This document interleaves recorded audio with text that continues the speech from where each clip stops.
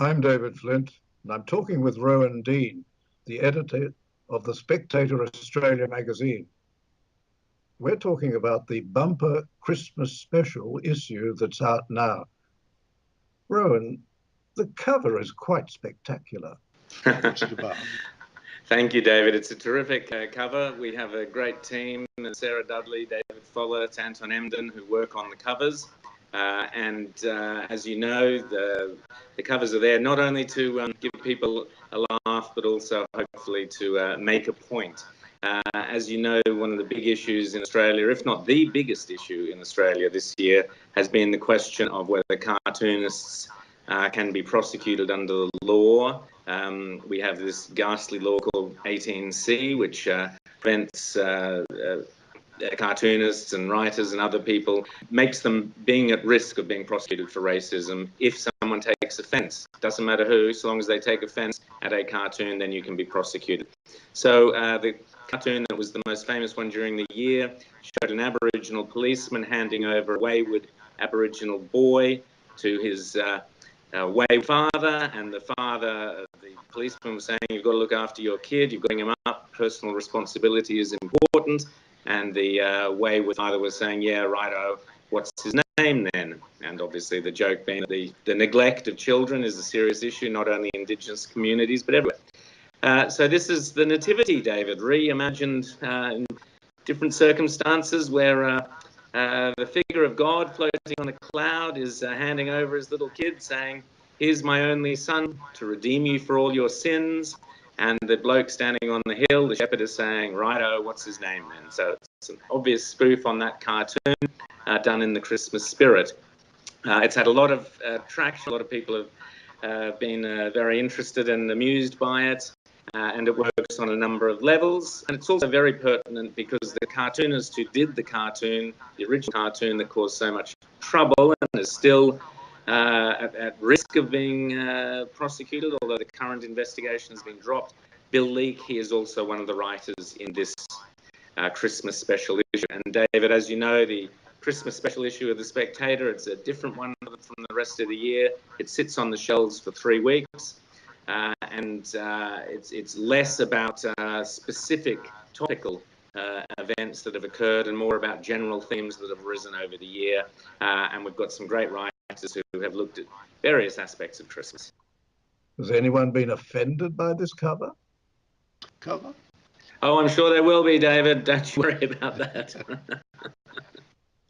The gentleman who's receiving the baby in the cartoon is obviously of Middle Eastern appearance. On the other hand, it is a Judeo-Christian theme. Do you think that if it had an Islamic theme, you would be living where you're living now? Well, exactly. And we have seen throughout the year in Australia, worldwide, the same cartoonist who got in trouble for this original cartoon because of Indigenous sensibilities also had a fatwa placed on his head 12 months ago or 15 months ago. And he did a cartoon featuring the Prophet Muhammad. He had to sell his house, he had to move. And that's to have a cartoonist who is attacked not only from the ludicrous Islamic side of things, but also to be attacked from Australians criticising him from the other side, just shows how ridiculous our censorship laws are in our country. And you say that all you want for Christmas is the repeal of 18C? That's right. Well, we did a editorial. Ashton, one of the writers for The Spectator, wrote what I thought was a terrific editorial where he looks, David, at, he compares, it's called Snow in Akerman.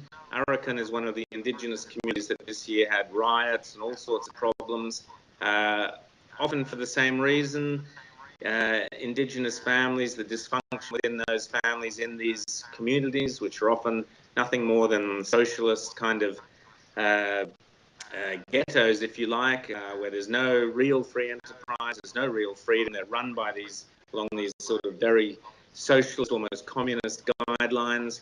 You see a lot of problems, and no Australian government has been prepared to really tackle the heart of the problem, which is the refusal of some communities to actually be properly integrated into mainstream society. The editorial Snow in Oregon, David, compares the, if you remember the Band-Aid idea back in the 1980s, Bob Geldof and Midge Ure and the song, and everyone sang about snow in Christmas. You know, there won't be snow in Ethiopia.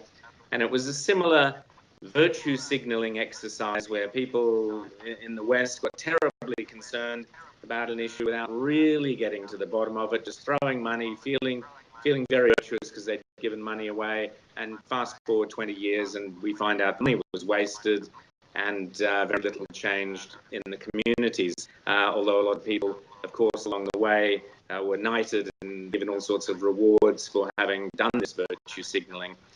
So Chris has done a great editorial comparing the whole idea that now in Australia you can point the finger at a cartoonist and say you racist, or you can shout at an editorial or a writer and say you racist, and really you're being as ineffectual as those who worried about the snow in Ethiopia 30 years ago.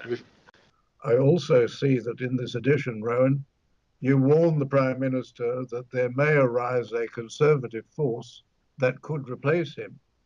What's this all about? The editorial was written just at the point, a few minutes before Malcolm Turnbull very sensibly changed his mind. There was a whole kerfuffle a few weeks ago to do with whether the coalition would look at a carbon tax, something which is anathema to the Conservative side of politics here. And it was very clear that Malcolm Turnbull and the coalition had been flirting with the idea of a carbon tax, and that they were hoping to kind of sneak it through under the radar by this review and that review, and having an expert body come forward. It was all time to work together, and one of our best ministers, Josh Frydenberg, was honest enough to say, well, yes, part of this process will entail looking at a potential emissions scheme. And very quickly he was cut off by the Prime Minister and thrown under the car bus was the phrase used. At that point, I wrote the editorial warning that if the coalition do flirt with a carbon tax in any shape or form, that will finish off the Liberal Party in the country. They were prescient words within a few hours, as I said, because of the backlash from all sorts of quarters. Malcolm Turnbull was sensible to stand up and rule out the possibility of a carbon tax in this country. Whether that position survives, it's been ruled out before, yet it keeps coming back like some ghastly monster lurking underneath water that keeps resurfacing. But in this editorial, they would be completely crackers to flirt with that idea. I notice that Paul Kelly says that's a myth. But if you read Paul Kelly's article, he then goes on to admit, and I actually wrote a Courier Mail article highlighting the fact that both, three reputable journalists in Australia all admit that the plan was to have some form of emissions trading scheme, and that by announcing a high-profile way, i.e. telling the truth, rather than a low-profile in inverted commas, i.e. dissembling or obfuscating the truth, that this was the problem, that there clearly was a plan to introduce an emissions scheme and to have the public lulled into it via a series of reviews and reports from the likes of Alan Finkel, our chief scientist. So the plan was definitely there. Josh Frydenberg was honest enough to admit that it was on the cards, and for other journalists to say that this isn't the case is simply wrong. Their writing admits that it is. Thank you, Rowan. That's very interesting. At this point, we're going to take a break. I'm David Flint, and I'm talking with Rowan Dean, the editor of the Spectator Australia magazine, and we're talking about the Christmas bumper special that's out now.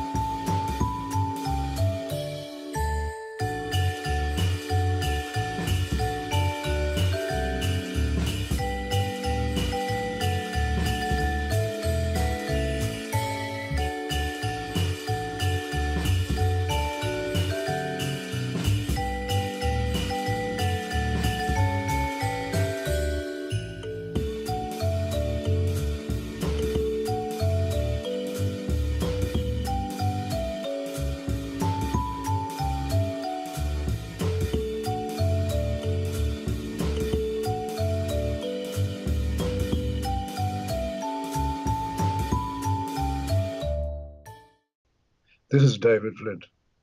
I'm talking with Rowan Dean, the editor of the Spectator Australia magazine. Rowan, the bumper Christmas special is quite an issue. You've got a lineup of some pretty spectacular names writing for you, both from the media and the political sphere. How did you get all these people together for this issue? Thank you, David. No, it's always terrific. The Christmas issue is quite different. It's run for 3 weeks. People read it on the beach, lying on the lilo. It's less topical, more reflective. We've got some fantastic writers here. Andrew Bolt, who, as you know, I'm privileged to be on his TV show every week. Andrew Bolt is a favourite every Christmas, writing a diary around what he's up to over Christmas, and this year doesn't disappoint.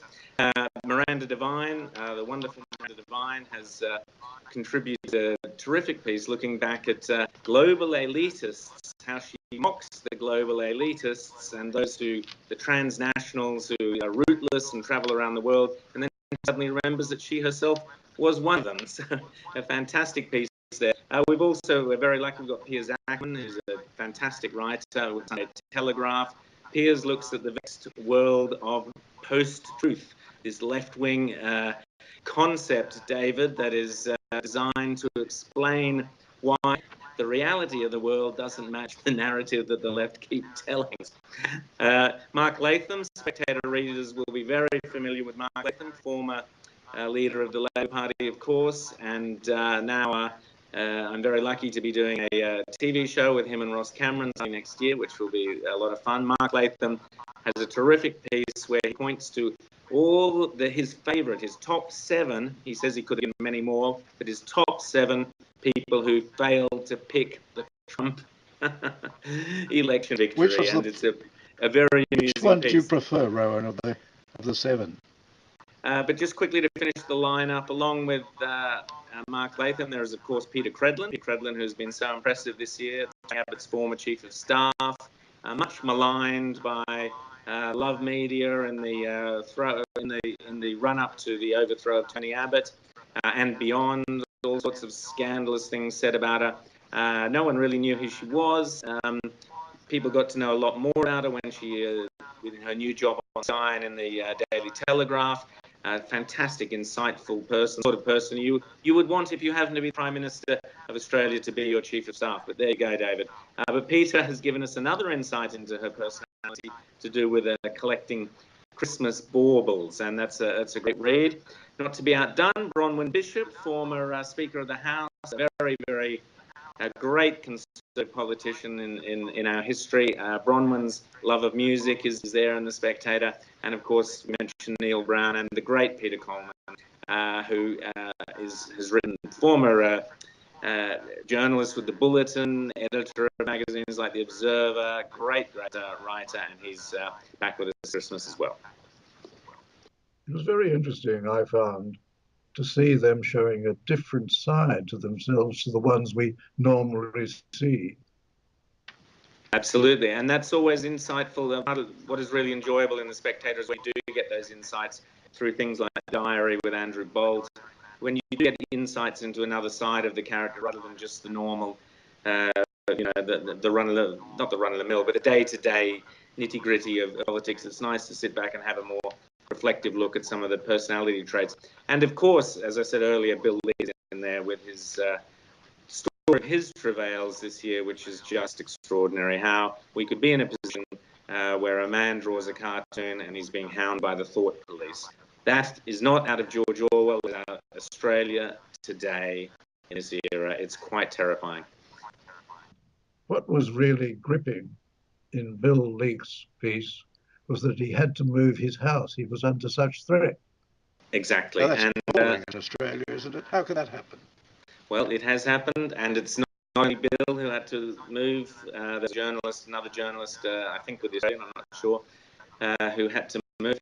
And that's the reality of the Islamist threat, and the idea that a cartoonist who is brave enough to stand up to that threat, to try and tell the truth, or to tell the truth as it is utterly scandalous that in Australia, a democracy, our government, our government And on that agencies point, I think are it's time bad. we go to a break. I'm talking with Rowan Dean, the editor of Spectator Australia, about their bumper Christmas edition. We'll be back in a moment.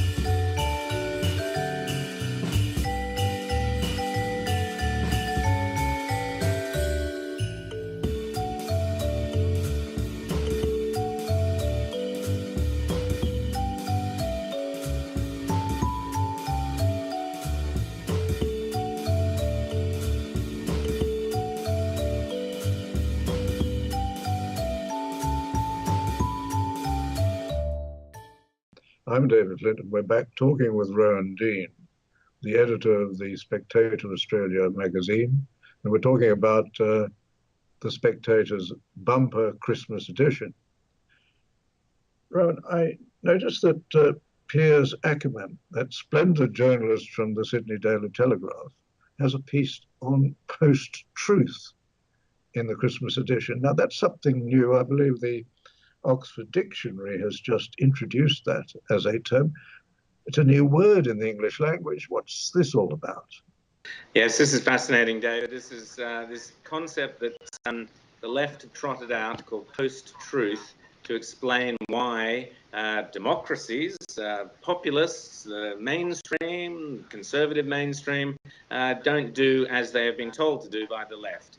And they've trotted out this idea, and the Oxford English Dictionary have embraced the idea that post-truth is when the establishment tells lies, basically, and doesn't feed you the truth, and facts no longer matter. It's all to do with emotions.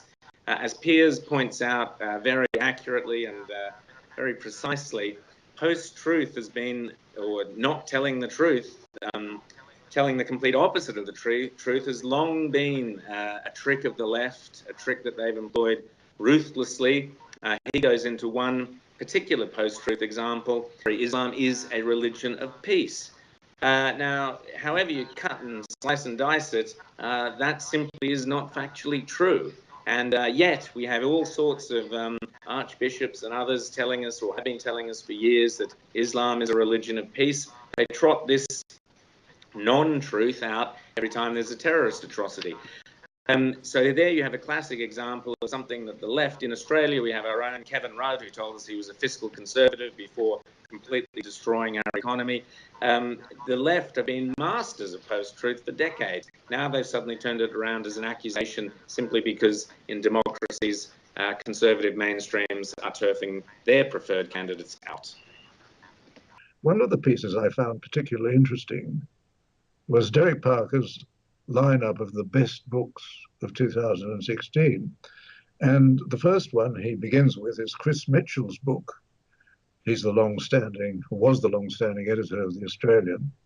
And that's very interesting. There's one point he doesn't mention, and that is Chris Mitchell's decision, or apparent decision, that when a journalist leaves the profession, all of the promises he made about the protection of confidential sources is thereby dissolved, and he's free to publish what he wants among the various things that were given to him on the basis of confidentiality. This caused quite a stir. I remember Tony Abbott was quite upset by this, and I think understandably so.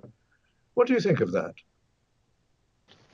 I couldn't agree more, and I think journalists are incredibly privileged with the access they have to politicians, the access they have to celebrities, other media figures, heads of business, and people who do have an impact on all aspects of our lives. So you have to use that responsibility very carefully.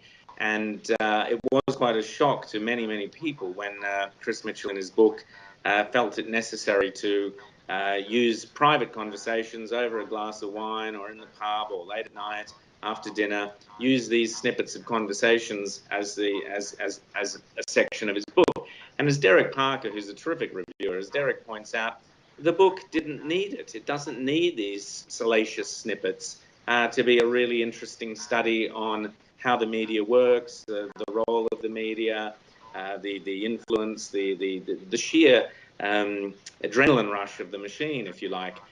He didn't need these salacious little moments, and for Derek, it's a pity because it actually devalues the quality of the book when you're left with these. And as Derek and others have pointed out, all that this will mean is in the long run, politicians are far more guarded in those private moments, which they hitherto believed to be off the record. Rowan, one of the truly excellent things about The Spectator, particularly since ABC TV seems to have given up any role in relation to what used to be called high culture, is Donald MacDonald's column in The Spectator, and it's a weekly column. Ironically, he used to be the chairman of the ABC. And in his column in this edition, he says one of the best plays of 2016 was King Charles III. I wonder whether you saw that. I didn't see it as a matter of principle, but I wonder what you thought of it.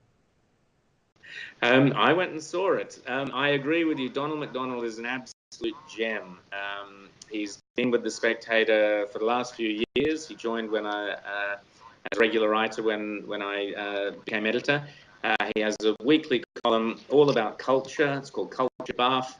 He explores all sorts of things every week. You never know what he's going to come up with next. Everything from TV reality shows through to open-air operas. And he's always got his finger right on the pulse of what interesting things are out there in our wonderful world in Sydney, Melbourne, and beyond, Brisbane and Perth and elsewhere. He's right there on top of it.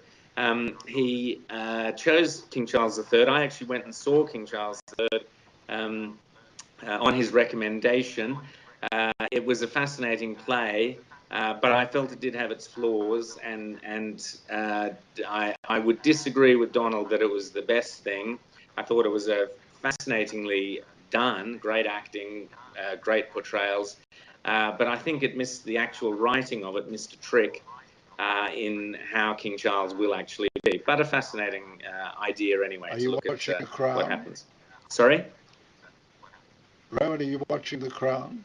Love The Crown. Fantastic show. Absolutely riveting. Rowan, you also have in this edition a column by Peter Coleman. He was quite chuffed some time ago when I said that after the departure of David McNichol from this world, he used to write for the Bulletin, Peter is the last man about town, at least in Sydney, that I'm aware of. He goes to all sorts of wonderful and interesting events, and then he informs us about them in his very interesting column.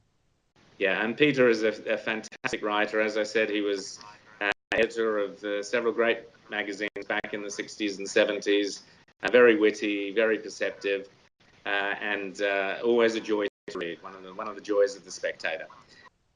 I notice also, Rowan, that you have a wine club in this edition. Absolutely. Every good journal should have a wine club, David. Ben Kanader, Ben Kanader was the actually won an award only recently as one of the best, or the best wine journalist in Australia. He writes for The Spectator every 3 or 4 months. He gets these fantastic deals. He twists the arm of some of the best vignerons or vineyards in Australia to give exclusive special deals to Spectator readers. He writes about them with that fantastic specky style I like to think of, provocative, politically incorrect, and always humorous, and well worth exploring, David, for a tipple, particularly at this time of year. Well, Rowan, it's a really wonderful issue. I suppose you'll go away now and take some time off. Well, already, David, the Spectator's 1st of January issue needs to be put together. So, magazine life doesn't unfortunately take many holidays. But looking forward to Christmas, David, and wishing you and your viewers, David, a very, very Merry Christmas from the Spectator. Well, Merry Christmas to you, Rowan, and thank you for making time to talk to us about this bumper Christmas edition of Spectator Australia, which is really something special. I'm sure many viewers will rush out to buy a copy because it's well worth reading. I'm enjoying it. I'm David Flint. I'm coming to you from Safe Worlds TV.